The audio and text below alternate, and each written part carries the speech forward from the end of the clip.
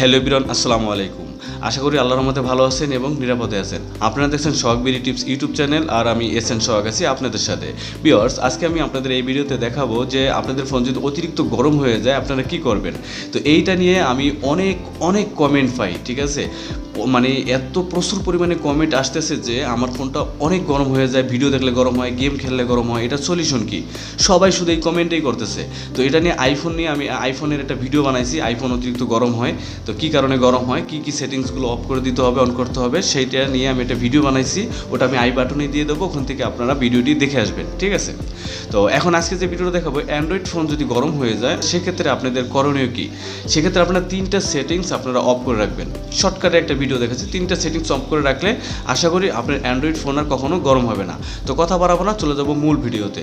তো মূল ভিডিওতে যাওয়ার আগে আপনাদের কাছে ছোট্ট একটি রিকোয়েস্ট, আপনারা যারা এখনও আমার চ্যানেল সাবস্ক্রাইব করেন তারা দ্রুত আমার চ্যানেলটি সাবস্ক্রাইব করে দিন এবং সাথে বেল বাজিয়ে দিন, যাতে করে আমার পরবর্তী ভিডিও ছাড়ার সাথে সাথে আপনাদের মোবাইলে নোটিফিকেশন চলে যায় সবার আগে। And thank you so much ইতিমধ্যে আমার চ্যানেলটি যারা সাবস্ক্রাইব করেছেন।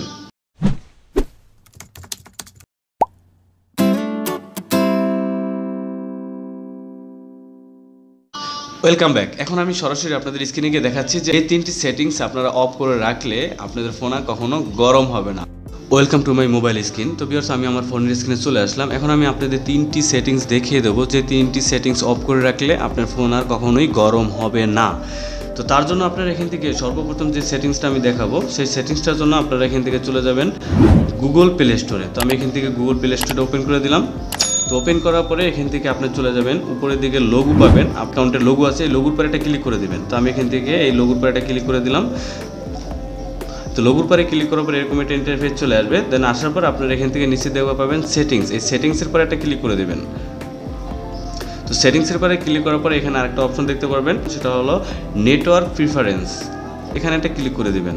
দেন এখানে ক্লিক করার পরে আপনি এখানে দেখতে পারবেন, এই যে এখানে দেখতে পারবেন একটা অপশন আছে অটো আপডেট অ্যাপস। এই অটো আপডেট অ্যাপস এখানে একটা ক্লিক করে দেবেন। এখানে ক্লিক করার পরে আপনারা এই জায়গাটাতে সিলেক্ট করে দেবেন, এখানে সিলেক্ট করে দেবেন do not auto update apps, ঠিক আছে। এখন উপরের দিকে যেটা আছে ওভার এনি নেটওয়ার্ক, আপনি যদি যে কোনো নেটওয়ার্কে ওয়াইফাই এবং ডাটা চালু থাকে তাহলে কিন্তু অটোমেটিকলি আপনার গুগল প্লে স্টোরের অ্যাপসগুলো আপডেট হতে থাকবে। যখনই আপডেট আসবে তখনই কিন্তু আপডেট নেবে, আর যখন আপডেট আসবে তখনই কিন্তু এক নাগাতাল অনেকগুলো অ্যাপস আপডেট শুরু হবে। এই কারণে আপনার ফোনটা কিন্তু গরম হয়ে যায়, ঠিক আছে। তো এই জন্য আমি বলবো যে আপনাদের রিকমেন্ড করবো আপনারা সর্বশেষ যেটা নিচের দিকে যেটা আছে do not auto update apps, এইখান থেকে এটাকে এনেবল করে দেবেন। এটাকে এনেবল করে দিয়ে দেন এখান থেকে আপনারা ওকেতে ক্লিক করে দেবেন। এই জায়গাটাতে ওকেতে ক্লিক করে দেবেন, তাহলে কিন্তু আপনার এটা সেভ হয়ে গেল। এখন যদি কোনো অ্যাপস আপডেট আসে গুগল প্লে স্টোর থেকে কখনো অটো আপডেট হবে না। আপনার যদি প্রয়োজন হয় আপনি এই অ্যাপসটি আপডেট করবেন, তাহলে সেই অ্যাপসটিতে গিয়ে গুগল প্লে স্টোরে গিয়ে আপনারা সেই অ্যাপসটিকে আপডেট করে নেবেন। কারণ অটো আপডেট যদি চালু থাকে তাহলে কিন্তু আপনাদের ফোন গরম হয়ে যাবে, কারণ একসাথে অনেকগুলো অ্যাপস আপডেট হয়, যার কারণে ফোনে এত লোড নিতে পারে না, এই জন্য ফোনটা কিন্তু গরম হয়ে যায়। তো এখন চলে যাব আপনাদের দ্বিতীয় এবং তৃতীয় নাম্বার সেটিংসে। থেকে চলে যাবেন আপনি সেটিংসে। আপনার ফোনের যে সেটিংস আছে সেই সেটিংসটা ওপেন করে দেবেন।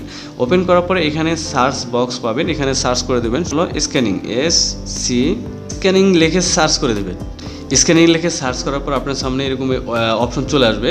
আপনারা উপরের দিকে দেখতে পারবেন একটা হলো ব্লুটুথ স্ক্যানিং, আরটা আছে ওয়াইফাই স্ক্যানিং, ঠিক আছে।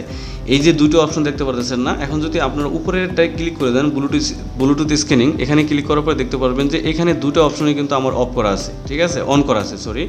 এই যে এখান থেকে দুটো অপশনই কিন্তু এখানে অন করা আছে, এখানে একটা আছে, তারপরে যে ব্লুটুথ স্ক্যানিং, এই দুটোই কিন্তু আমার এটাকে অন করা আছে।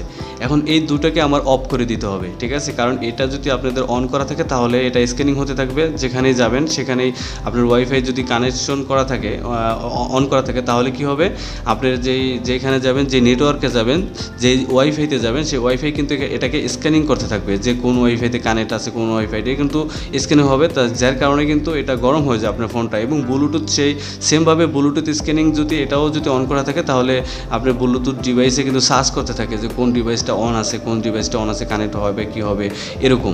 তো এই জন্য আমি আপনাদের রিকমেন্ড করব যে এই দুটি অপশনে আপনারা অফ করে দিবেন, তাহলেই কিন্তু আপনার ফোন আর গরম হবে না। তো এই ছিল আজকের এই ছোট্ট ভিডিও দেখে যদি আপনারা একটু উপকৃত উপকৃত হন তাহলে প্লিজ আমার এই ভিডিওটি আপনাদের ফেসবুক টাইমলাইনে শেয়ার করে দেবেন এবং আমার ভিডিওটিতে একটি লাইক দিবেন। অনেকে আছে আমার ভিডিও দেখে যায় বাট লাইক করে না, ঠিক আছে? আপনাদের জন্য অনেক কষ্ট করে ভিডিও বানাই, প্লিজ আপনারা আমার ভিডিওতে একটা লাইক দিবেন এবং আমার এই ভিডিও আপনাদের ফেসবুক টাইমলাইনে শেয়ার করে দেবেন, যাতে করে আপনাদের বন্ধু বান্ধব আমার এই ভিডিওটি দেখে একটু উপকৃত হয়, তাতে আমি একটু অনুপ্রেরণা পাবো। তো আজকের মতো এখানে বিদায় নিচ্ছি, দেখা হচ্ছে পরবর্তী কোনো ভিডিওতে। সেই পর্যন্ত ভালো থাকবেন, সুস্থ থাকবেন, আল্লাহ হাফেজ, আসসালামু আলাইকুম।